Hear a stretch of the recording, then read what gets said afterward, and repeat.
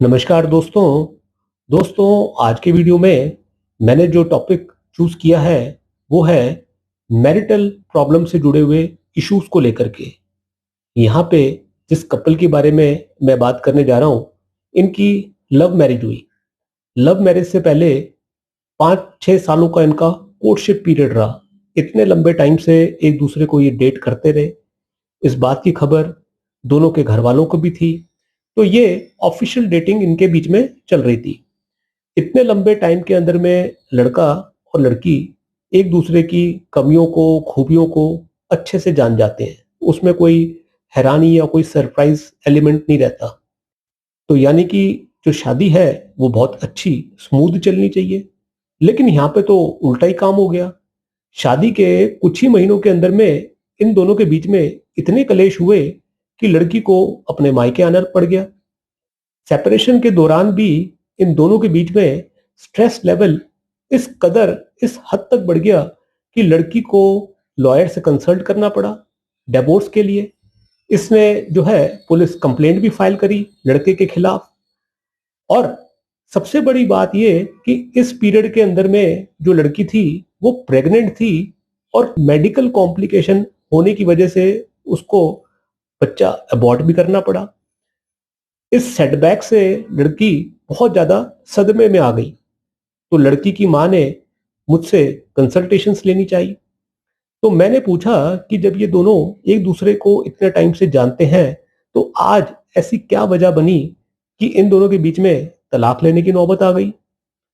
तो मैंने पूछा कि आप मेरे को साफ साफ बात बताइए। तो लड़की की जो माँ है उसने कहा कि जो इनकी बेटी है वो ये कहती है कि इनकी अभी नई शादी हुई है। रोमांस पीरियड भी अभी तक इनका खत्म नहीं हुआ, जो कि हनीमून पीरियड कहलाता है। लेकिन लड़के को तो बाहर की और लड़कियों के अंदर में ज्यादा इंटरेस्ट आ गया। उसने कई बार इसके मोबाइल पे मैसेजेस देखे, फोटोज देखी और लड़कियों की। तो उसको क्लियर हो गया कि ये और लड़कियों से भी बातचीत कर भी रहा है और कुछ के साथ में शायद डेटिंग भी कर रहा है। और जिनके साथ में डेटिंग कर रहा है वो इस लड़की की सहेलियां हैं। तो इसके पास में जो इंफॉर्मेशन है वो पूरी पक्की है, कोई उसमें शक या वहम वाली बात नहीं है। अब मैं बात समझ गया था कि मेरे को लड़के की कुंडली में क्या चीज देखनी है। तो लड़के की कुंडली के अंदर में मैंने वो ग्रह योग देखे कि जिसके अंदर में इंसान के मल्टीपल रिलेशनशिप्स बनते हैं। उसकी दिलचस्पी अपनी वाइफ के अलावा बाकी और लड़कियों में भी रहती है। उसी के चलते जब वो पर्दा उड़ जाता है तो फैमिली में क्लेश हो जाते हैं। अब ये जो पोजीशन इनकी लाइफ में बन गई, इसके लिए लड़के की कुंडली मैं आप लोगों के साथ में डिस्कस करके प्लैनेटरी कॉम्बिनेशंस समझाऊंगा कि जिससे शादी से पहले आप ये चीज जान पाए। भले ही यहाँ पे हम लड़के के बारे में बात कर रहे हैं, लेकिन कुंडली ये किसी लड़की की भी हो सकती है। तो अच्छा तो यह है कि पहले कुंडली की जांच परख करवा लीजिए, ताकि बाद में जाकर के आपको कोई लाइफ में शॉक ना लगे। तो लड़के की कुंडली मैं आप लोगों के सामने लाता हूं। यहां पे देखिएगा, ये एक वृषभ लग्न की कुंडली है। लग्नेश जो है वो शुक्र है। शुक्र के रोल को आप जानते हैं कि वो लग्जरीज का, लव का, सेक्स का, रोमांस का प्लैनेट है। वो एग्जॉल्टेड पोजीशन में बैठा है।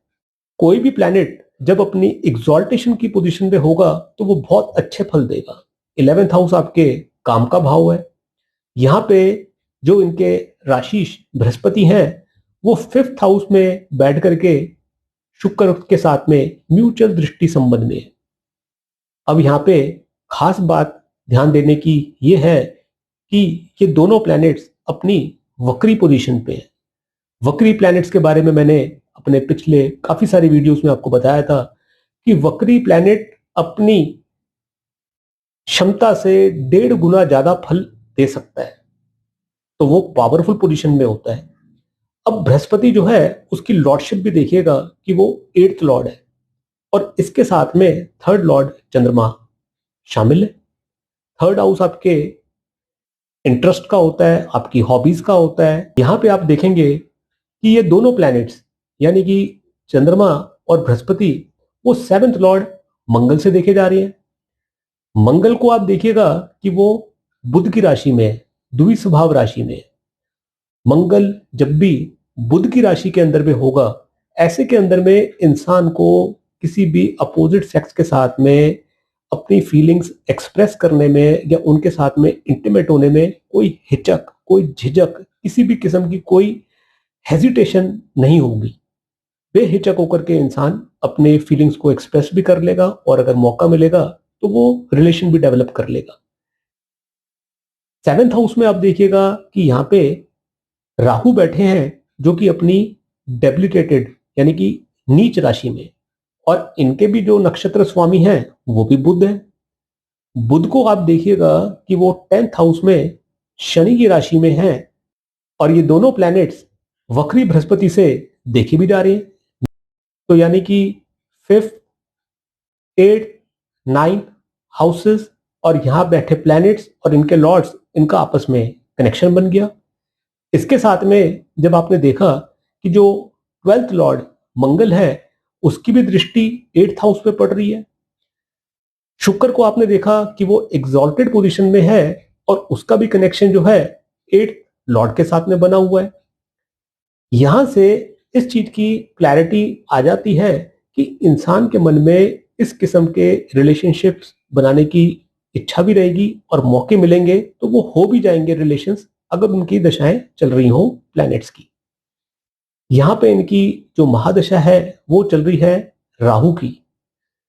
जब इनकी शादी हुई, जिस लड़की के साथ में इनकी शादी हुई उसके साथ में तो ये रिलेशन पहले ही बना चुके थे राहु चंद्रमा की अंतरदशा में। उसके बाद में राहु मंगल का अंतर आया। राहु मंगल में इनके जो रिलेशनशिप है वो स्मूथली चलते रहे, लाइफ को ये अच्छे एंजॉय करते रहे। हर किस्म से जो हनीमून पीरियड के अंदर में कपल्स काम करते हैं वो इनके बीच में प्रोग्राम बिल्कुल फिट होकर के चलते रहा। अब जहां पे इनकी बृहस्पति की महादशा शुरू हुई पिछले साल से, यहां से इनकी लाइफ में प्रॉब्लम्स आने लग गई। बृहस्पति 5th हाउस में वक्री पोजीशन में बैठे हैं, तो एक तो इनको यहां से चाइल्ड लॉस हुआ, क्योंकि बृहस्पति पंचम भाव में जब वक्री पोजीशन पे हो और मैलेफिक मंगल से देखा जाए, ऐसे के अंदर में एबॉर्शन हो जाते हैं। यहां पे जो मैटर है वो एबॉर्शन के अलावा इनके एक्स्ट्रा मैरिटल रिलेशनशिप्स का भी है। उसको थोड़ा डीपर देखने के लिए, समझने के लिए हम नवांश कुंडली में जाएंगे। यहां पे आप देखिएगा कि मकर लगन राइज हो रहा है और लगन के अंदर में 8th लॉर्ड सूर्य बैठे हैं। सूर्य एक सेपरेटिव प्लेनेट है। ये राहु केतु एक्सेस में आ गए। राहु केतु एक्सेस में 8th लॉर्ड का आना ये बताता है कि इंसान अपने पर्सनल रिलेशनशिप के अंदर में भेद रखेगा, पर्दे रखेगा, अपनी पर्सनल लाइफ के अंदर में एक सीक्रेसी मेंटेन रखेगा, और उस सीक्रेसी के चलते ये अपने जो हिडन डिजायर्स है उसको भी पूरा करेगा। 8th लॉर्ड के साथ में राहु का बैठना उस फीलिंग को और भी ज्यादा बढ़ा देगा। राहु जहां पे बैठता है, जिस लॉर्ड के साथ में बैठता है, उसके गुणों को बढ़ा देता है। तो 8th हाउस 8th लॉर्ड यहां पे भी स्ट्रांग हो गया। यहां पे आप देखिएगा 5th हाउस के अंदर में बृहस्पति बैठे हैं जो कि 12th लॉर्ड है। इनके साथ में मंगल की युति है जो कि आपने समझा लगन कुंडली के 7th लॉर्ड है। इनके साथ में बुध की युति है। मंगल बुध मदन गोपाल योग की फॉर्मेशन करते हैं। इन तीनों प्लैनेट्स के साथ में 7th लॉर्ड चंद्रमा भी शामिल हो गए। 5th हाउस में बैठे हुए ये चारों प्लैनेट्स 5th लॉर्ड शुक्र से देखे जाते हैं जो कि 11th हाउस में है। 11th लॉर्ड मंगल वो 5th हाउस में आ गए। शुक्र का मंगल की राशि में जाना, मंगल का शुक्र की राशि में आना, इस किस्म के प्लैनेटरी कॉम्बिनेशंस इंसान को एक्स्ट्रा मैरिटल रिलेशनशिप्स में इंडल्ज कराते हैं। दशाएं आपने देखी कि बृहस्पति की महादशा चल रही है और इसके अंदर में जो अगला अंतर है वो शनि का आना है, उसके बाद में बुध का आएगा। तो मैंने लड़की की माँ को ये बात समझाई कि लड़के का आचरण बदल नहीं पाएगा, उसको जब भी मौका मिलेगा उसके पांव फिसलेंगे और लड़कियों के साथ में और औरतों के साथ में उसके रोमांसेस भी होंगे, हो सकता है कई बार वो रिलेशन भी डेवलप हो जाए, जिसे हम कहते हैं physical relation, sexual relation, bedroom relations. तो ऐसे रोमांस तो चलते रहेंगे, उसको ना मैं रोक सकता ना कोई और रोक सकता। अब सवाल यह है कि लड़की क्या इसके साथ में अपनी लाइफ बिताने को तैयार है, इस सच्चाई के साथ में कि आगे भी ऐसे काम होते रहेंगे। अगर तो उसको ये बात एक्सेप्टेबल है तब तो ये इस रिश्ते को कंटिन्यू कर ले, अदरवाइज ये प्रॉब्लम्स आगे भी रहने वाली है। दोस्तों, ये चीज तो शादी से पहले जांचने की होती है कि जन्म कुंडली से आपको पता लग जाए कि सामने वाले इंसान का व्यवहार क्या है, करेक्टर क्या है, उसके मन में इरादा क्या है, उसकी नीयत क्या है, उसकी सीरत क्या है, किस तरफ उसका लाइफ में रुझान है। शादी होने के बाद में ये चॉइसेस आपके पास में ज्यादा नहीं रहती। या तो आपको कॉम्प्रोमाइज करना पड़ता है उस इंसान के साथ में, उसकी आदतें, उसकी हरकतों के साथ में, या फिर आपको अपना रास्ता अलग करना पड़ता है। जब आप अपना रास्ता अलग करने के बारे में सोचते हैं तो वो भी एक बहुत बड़ा चैलेंज है, क्योंकि उसके साथ में री मैरिज और सोशल शेमिंग जुड़ जाती है। इसमें आपके पैसों का भी नुकसान है, आपके इमोशंस का भी नुकसान है, आपके टाइम का भी नुकसान है। जन्म कुंडली दिखाने का पर्पस आपके साथ में यही था कि इन चीजों को कभी भी आप इग्नोर मत कीजिए, ना उसको अवॉइड कीजिए।